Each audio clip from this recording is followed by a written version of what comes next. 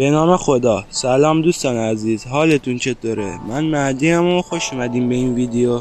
امروز میخوایم راجع به 7 اختراعی بحث کنیم که تأثیرات شگرفی روی تاریخ و زندگی روزمره بشر گذاشتن. پس با ما همراه باشید تا بریم سراغ ادامه ویدیو.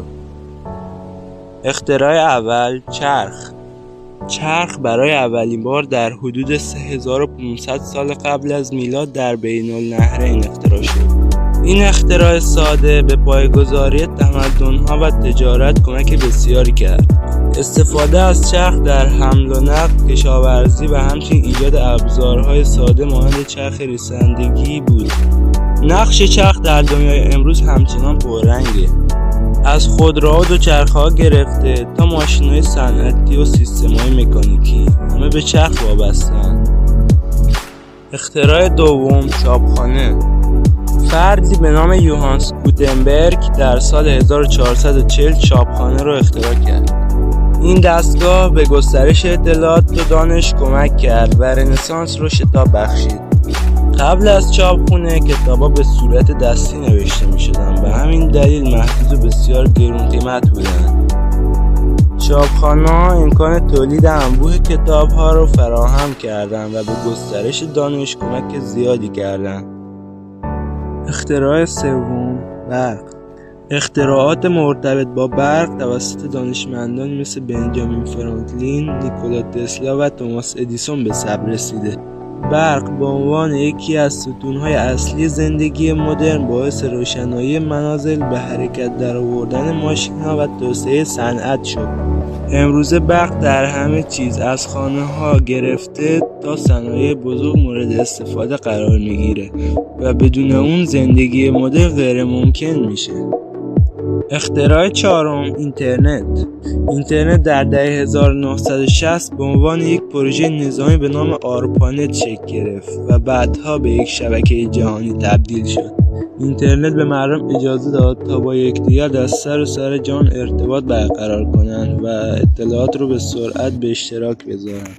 تجارت الکترونیک، آموزش از راه دور و رسانه‌های اجتماعی همگی از نتایج اینترنت هستند. امروزه اینترنت در تمامی جنبه‌های زندگی روزمره ما حضور داره و باعث تغییرات عظیم در نحوه ارتباط و کسب و کار شده. اختراع پنجم، آنتیبیوتیک‌ها.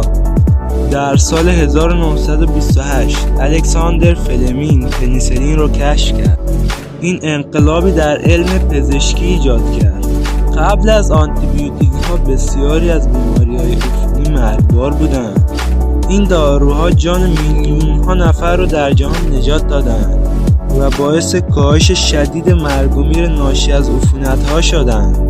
امروزه آنتیبیوتیک‌ها همچنان بخش بزرگی از درمان‌های پزشکی هستند، اما چالش‌های مربوط به مقاومت آنتیبیوتیک‌ها نگرانی‌های جدیدی را ایجاد کرده. اختراع ششم، هواپیما. اولین پرواز موفق برادران رایت در سال 1903 با یک هواپیمای موتوری بود. این پرواز تحول عظیمی در صنعت حمل و نقل به وجود آورد. هواپیماها تونستن مرزهای ارتباط و سفر رو از بین ببرن. تجارت جهانی و گردشگری به لطف این اختراع رشد بی‌سابقه‌ای پیدا کرد. امروزه هواپیماهای مدرن برای مسافرت‌های بین‌المللی، تجارت و حتی اکتشافات فضایی استفاده میشن. اختراع هفتم، تلفن همراه. مارتین کوپر در دهه 1970 اولین تلفن همراه رو معرفی کرد. این دستگاه امکان ارتباط بی‌سیم رو به مردم داد. تلفن‌های همراه از یک ابزار ساده برای تماس تلفنی به یک دستگاه هوشمند تبدیل شدند که قابلیت‌های بی‌پایانی مثل اینترنت، دوربین و شبکه‌های اجتماعی داره.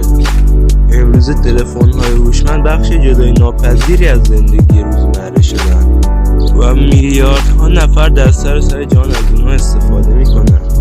خب دوستان عزیز، به پایان این ویدیو رسیدیم. ممنون که تا اینجا همراه ما بودیم.